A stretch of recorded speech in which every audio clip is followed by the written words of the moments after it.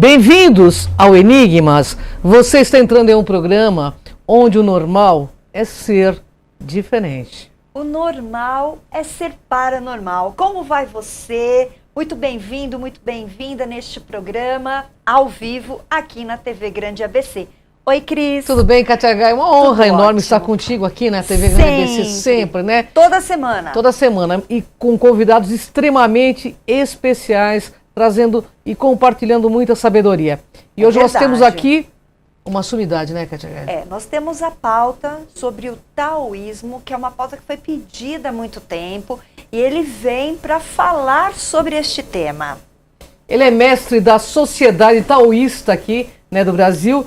Wagner Canalonga, seja bem-vindo, Wagner. Obrigado. Gratidão por ter recebido muito bem nosso convite e ter estado aqui conosco. Eu que agradeço o gentil convite de vocês, uma alegria muito grande estar com todos vocês aqui, mais uma vez no programa Enigmas. Honra toda nossa. Principalmente pela sociedade, você vem falar com muita seriedade sobre um tema que todo mundo tem dúvidas, não é mesmo? Sim, a gente recebe muitas dúvidas, né, a respeito do taoísmo, lá na Sociedade Taoísta em São Paulo, né? Isso mesmo. Que maravilha. Wagner, para não perder tempo, o Vamos taoísmo é filosofia ou religião? Essa é uma pergunta bastante frequente, né? Porque tem muita gente a maioria das pessoas, na verdade, conhece o taoísmo como uma filosofia de vida. Uma filosofia de vida que prega o equilíbrio, o cultivo da saúde, da longevidade, da harmonia. O que isso, dentro do taoísmo, já é bastante espiritual, já nos mostra um grande desenvolvimento espiritual. Mas o nosso mestre dizia que, originalmente, o taoísmo, que é uma tradição de origem chinesa, muito antiga, uma tradição milenar, na sua origem, o taoísmo ele tinha, sim, o elemento filosófico, o elemento empírico, científico, né, a partir da observação da natureza e dos fenômenos. Os mestres desenvolveram uma série de técnicas para permitir que a gente se harmonizasse com o meio ambiente, conosco mesmo, com a nossa saúde, com as pessoas com as quais a gente se relaciona, desenvolvendo o que a gente chama de artes de sabedoria dentro do taoísmo. E na busca por essa harmonia com a natureza maior, os mestres taoístas também identificaram a necessidade da gente entrar em harmonia com o mundo mais sutil, um mundo invisível, com o mundo espiritual. E aí se desenvolveram inúmeras técnicas, práticas místicas, rituais, práticas mágicas, para a gente entrar em harmonia com esse universo sutil, entrando aí verdadeiramente numa unidade dinâmica e harmônica com todo o universo. Olha que maravilha. Às vezes as pessoas acreditam que a religião, tudo que se reporta, né, a um ser, torna-se religião. E na verdade é uma prática diária, né? Não, exatamente. não é isso? E dentro do taoísmo isso é muito natural. Natural. Porque na religião taoísta existem inúmeras divindades. A gente chama de divindades vários tipos de seres. Tem algumas divindades que são grandes mestres, foram pessoas como nós, grandes seres que se desenvolveram espiritualmente, atingiram um nível espiritual elevadíssimo e passaram a ser cultuadas como divindades. Então a gente chama de divindades grandes mestres. Mas também existe a divinização de forças naturais. Então, por exemplo, o Sol é uma divindade, a Lua é uma divindade, existem as estrelas que são divindades que são representadas pelas estrelas, e divindades que nunca tiveram forma humana, que também podem ser representadas na forma humana, para mostrar não que a divindade tem a nossa forma, mas que nós, na forma humana, podemos entrar em harmonia, em unidade também com divindades não formais. Olha que Verdade, maravilha, né? Já que viemos das estrelas, né? Sim, exatamente. Não seria justo a gente descartar, né? São divindades mesmo. Sim, só uma coisinha também. Claro. O taoísmo, no mundo inteiro, ele é muito mais conhecido como filosofia. Tá? A parte religiosa do taoísmo, ao longo do tempo, historicamente por causa das revoluções na China, Revolução Comunista, Revolução Cultural, a parte religiosa ela foi perseguida e abafada, né, pelo governo chinês, e o que ficou preservado foi a filosofia e as artes de sabedoria. Mas em alguns bolsões a parte religiosa do taoísmo ficou preservada, principalmente Taiwan, Hong Kong, Singapura. E quando o nosso mestre Wu Dixien veio para o Brasil, ele criou a Sociedade Taoísta do Brasil.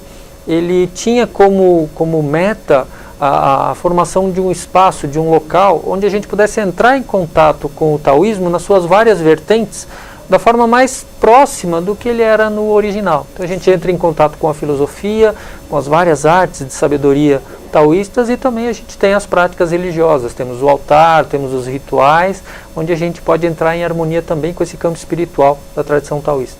E quando veio para o Brasil, faz muito... Em que ano foi? Como é que isso se instalou aqui? Teve muita dificuldade? Na verdade, a gente tem uma grande barreira, que é a língua e a cultura. Né? Então, o taoísmo é de origem chinesa, a língua chinesa por si já é um grande desafio, né? Para ser superado. E o taoísmo ele veio, na verdade, para o Brasil, como aconteceu o taoísmo se difundir pelo mundo. Né? Muitos mestres deixaram a China por conta das evoluções, levando parte do seu conhecimento.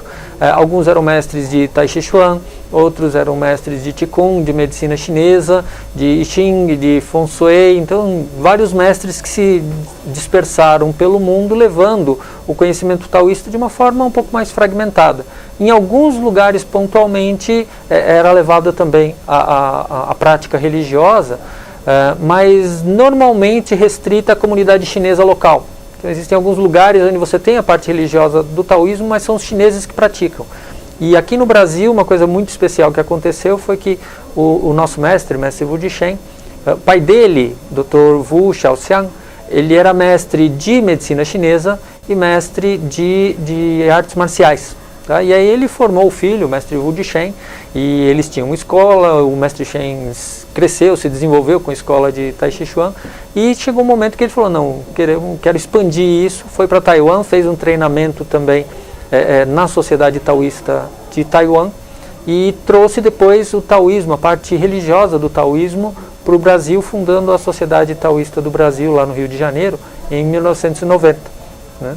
E depois, em 2002, a gente abriu a filial em São Paulo, a Sociedade Taoísta do Brasil em São Paulo, que depois a gente teve um desmembramento formal, né, com a Sociedade Taoísta do Brasil e a Sociedade Taoísta em São Paulo. Somos irmãos, mas a gente separou a parte burocrática, o CNPJ, para dar mais dinamismo para as duas casas. Sim. Né? E dessa forma a gente continua entrando em contato com o taoísmo nas suas várias vertentes, a filosofia, artes de sabedoria e religião.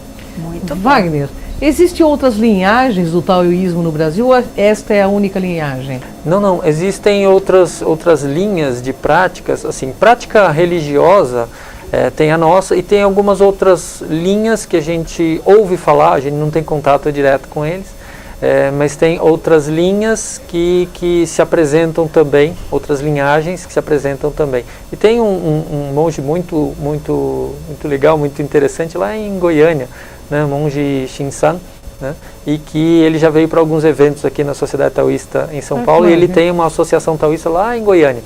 Né, então é uma figura também muito doce, né, e faz um trabalho bastante dedicado também, e ele é de uma linhagem diferente, da linhagem de Longmen.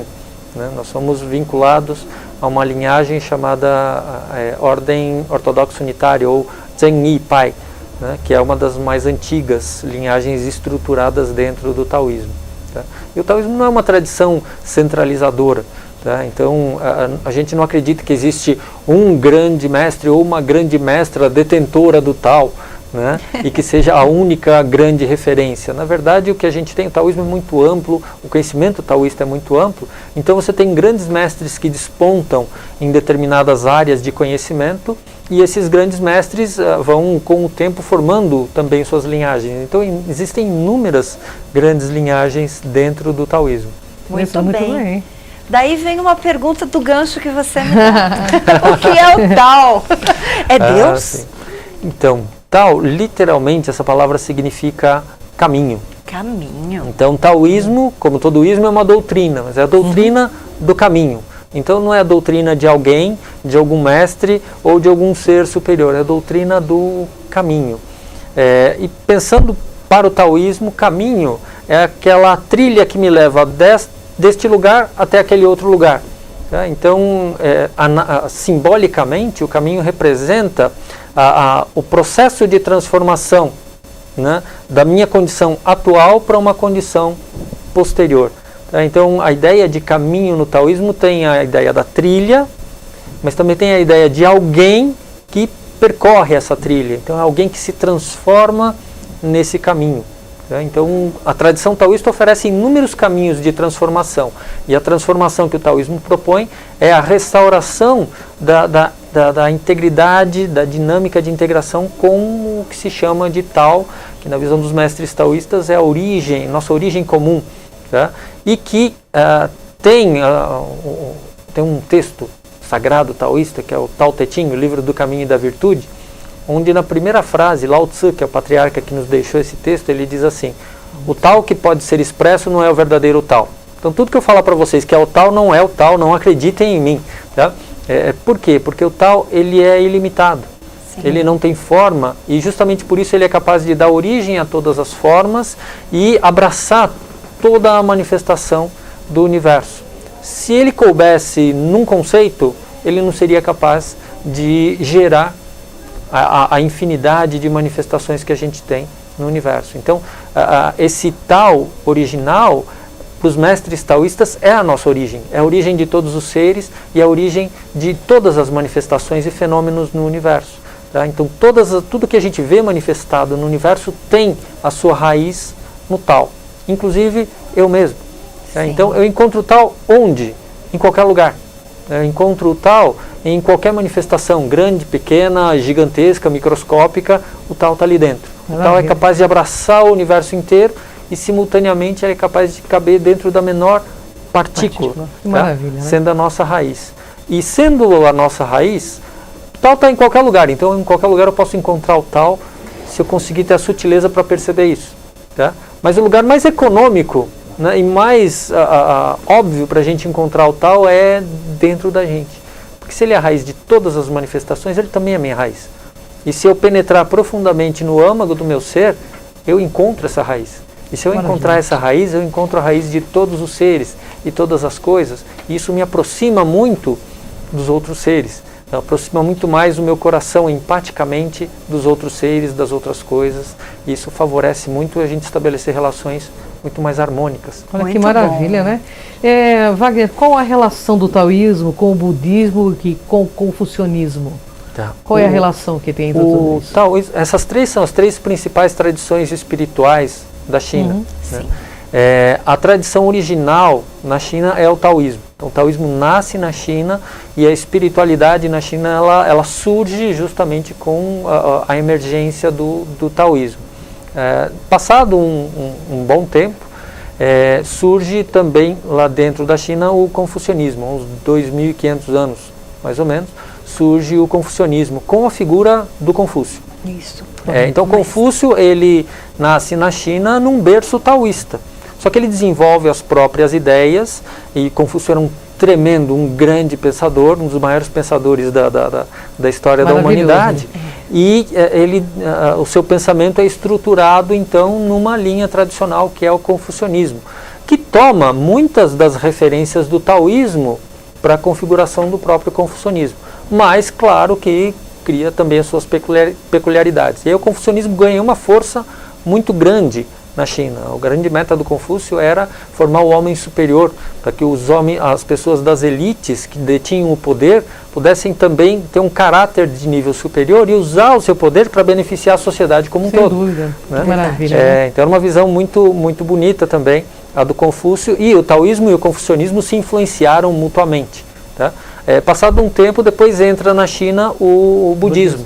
Vindo da Índia, o budismo entra na China, ganha muita força também, só que entra num berço onde já tem a raiz taoísta e o estabelecimento confucionista, e também o budismo é influenciado pelo taoísmo, pelo confucionismo, e influencia também as duas tradições. Ou seja, essas tradições antigas, elas conversaram entre si, aprenderam muito uma com a outra, e nosso mestre até dizia que para um chinês que não se aprofunda tanto nos caminhos espirituais, eles falam assim, budismo, taoísmo é tudo a mesma coisa. Né? E assim, as tradições são muito mais próximas do que diferentes.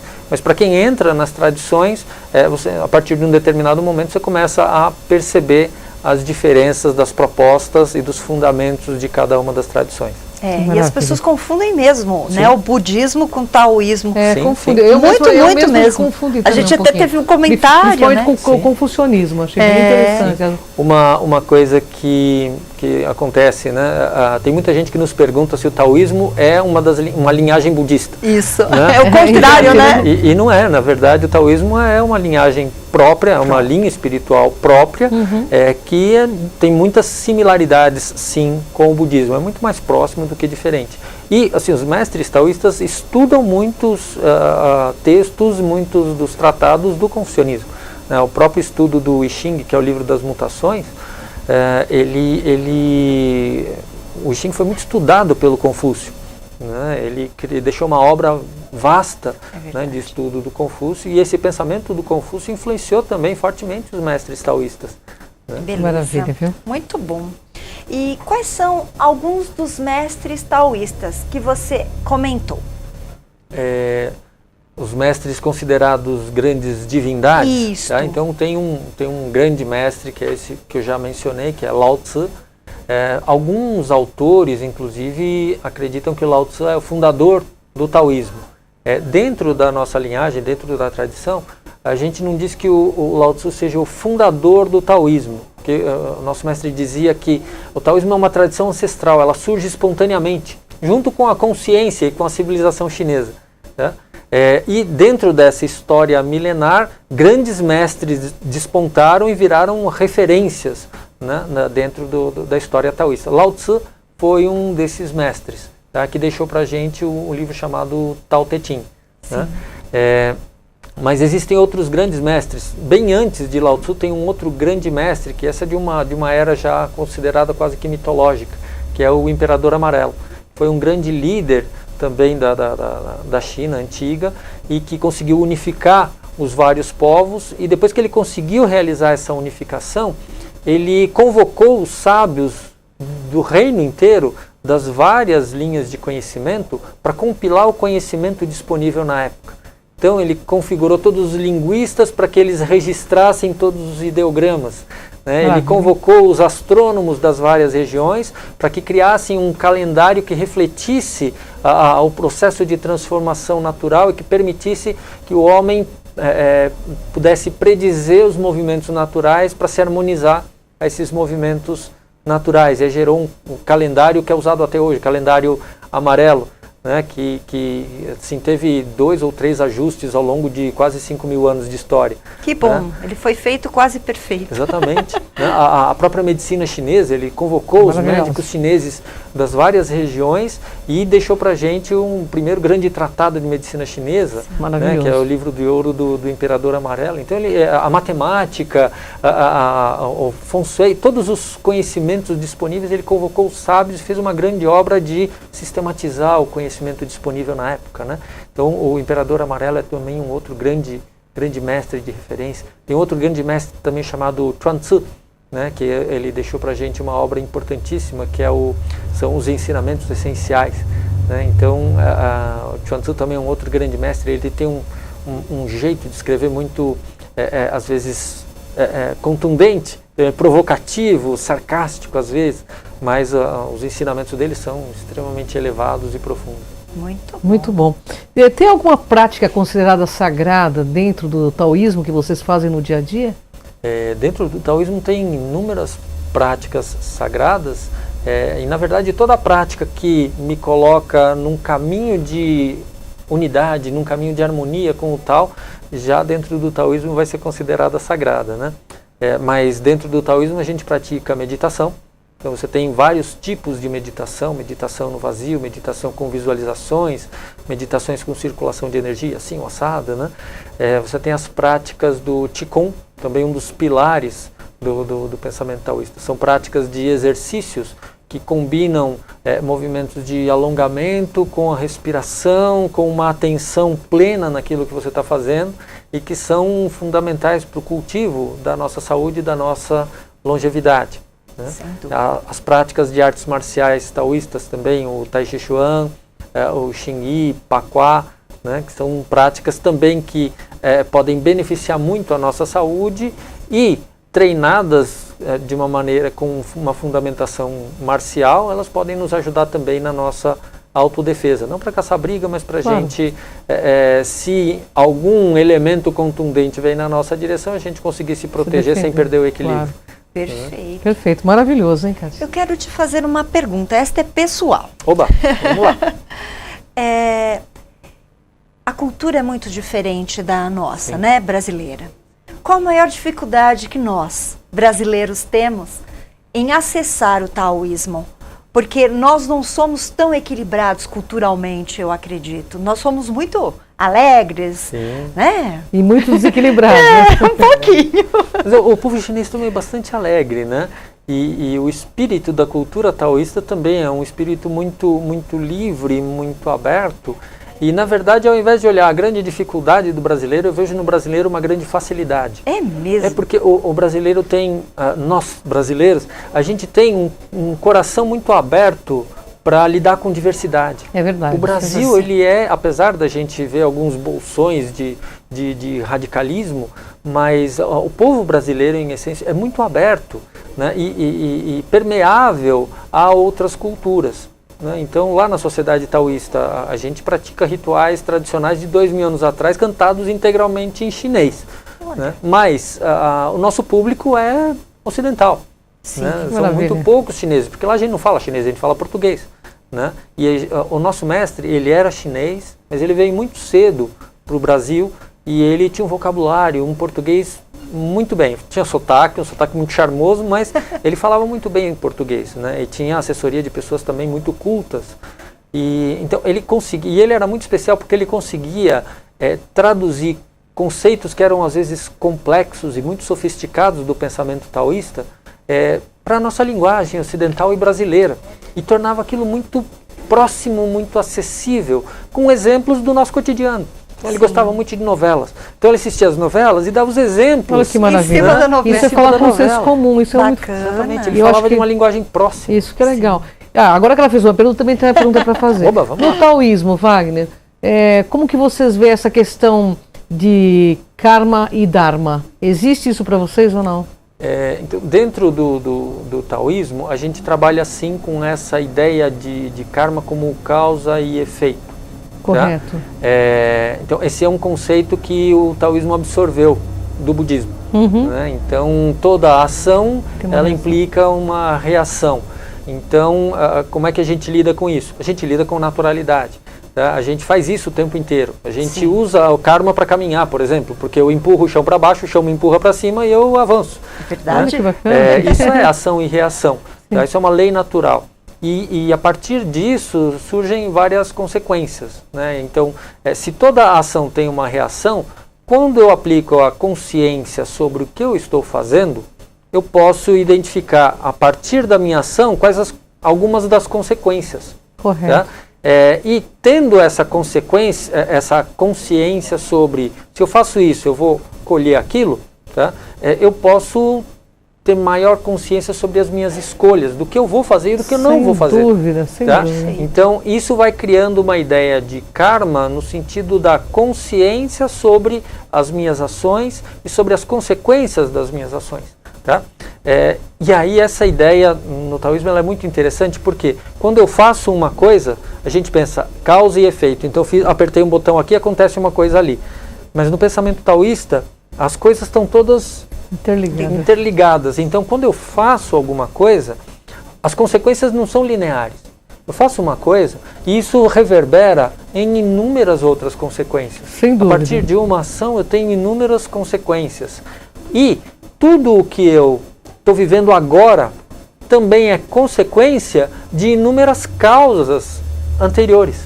Tá? Então, imagina assim, este momento presente sendo uma síntese, uma resultante de tudo que houve ali para trás, do meu caminho e dos caminhos outros que se encontraram, se convergiram nessa circunstância. Sim. E a partir desse encontro, a partir desse ponto, inúmeras outras consequências vão se distribuir em rede para inúmeras direções, coisas que a gente nem consegue imaginar. Tá? E aí, se você pensar assim, este presente ele passa a ser um momento extremamente mágico, porque ele resume, ele é um ponto de encontro entre o passado, o futuro e um ponto de convergência entre tudo o que foi causa anterior para culminar nessa consequência, e a partir daqui inúmeras outras coisas vão continuar acontecendo. Olha que Muito maravilha, bom. né? Nós gostaríamos que você convidasse os nossos telespectadores para conhecer a sociedade. Sim, é um grande prazer receber todos os nossos amigos e amigas, né, que vierem nos visitar. A Sociedade Taoísta em São Paulo, ela fica localizada na Avenida Liberdade, número 113, no 3º andar. É bem pertinho, praticamente do lado da Estação Liberdade do metrô. Tá? Então estão todos convidados. A gente tem uma atividade que acontece toda segunda-feira, a partir das 20 horas, que é a prática da meditação, uma meditação taoísta chamada Shinzai Fa, que é o método da purificação do coração. E logo após a meditação a gente tem a leitura, o estudo de um trecho do Tao Te Ching, do livro do Caminho e da Virtude. Tá? E que começa logo em seguida na meditação. Então a prática inteira, entre a meditação e a palestra, começa às 8 da noite, termina 9h30 da noite, né? Então 1h30. E para aqueles que não conseguem estar lá presencialmente, a meditação não é transmitida, mas a palestra do Tao Te Ching a gente transmite ao vivo pelo YouTube no nosso canal, que é o Sociedade Taoísta SP. Então, a partir de 15 para as 9 da noite, na segunda-feira, se você acessar o nosso canal, você consegue assistir a nossa palestra. Depois ela sai do ar, e para quem quiser acessar palestras anteriores ou os nossos cursos à distância, você pode acessar também a nossa plataforma digital, que se chama Taoísmo Online. É só digitar lá, www.taoismo.online. Você vai aparecer lá na nossa plataforma, é só se cadastrar, você tem acesso a inúmeros vídeos lá comigo e com outros professores da Sociedade Taoísta, falando de filosofia taoísta e das artes de sabedoria do taoísmo. Perfeito, Wagner. Fica um convite para você falar sobre horóscopo chinês. Começo do ano, Wagner volta para falar sobre horóscopo chinês, que é uma pauta que nós não tivemos. Nós temos mais de 1.350 pautas. É verdade. Wagner volta, Wagner. Voltamos aqui. Tá Será bom? um prazer. Gratidão, viu, Wagner? Grande. Uma honra enorme estar contigo. Pena que passa tão rápido esse momento, Verdade, né, pessoal? mas vamos convidar aí o pessoal. Eu vou fazer um convite pessoal, que hoje às 18h30 eu estarei na Rádio MKK, é uma rádio web, então você pode acessar www.mkkwebradio.com.br com a minha amiga Sandra Suzy. Também, Cris, vamos falar do nosso canal no YouTube. É verdade. Pessoal, inscreva-se no nosso canal do YouTube, são mais de 1.350 vídeos, todos do Enigmas, né? Cron TV. E também aqui, dá seu clique aqui para TV Grande ABC, na nossa página, que vai ser muito legal. Queria convidar vocês também agora, nesse sábado, eu estarei no Galáctica, Giovanni Gronk 2307, fone 2592-1066. Quem quiser fazer inscrição, liga lá, que a Karen vai inscrever você na nossa palestra, tá bom? Facebook, programa Enigmas, Cris de Pascoal, Kátia Gigaia, corrigindo o programa às 19 horas hoje. E fico à disposição também através do meu site www.soldegaia.com.br. Gratidão imensa, Cris. Até a próxima semana. Até a próxima semana, Kátia. Porque no Enigmas, pessoal, é assim. Você pode ser pequeno, né? Você pode ser pequeno por opção e grande por determinação. Seja grande. Faça suas escolhas. Até o próximo Enigmas, pessoal. Vem com a gente aqui. Tchau.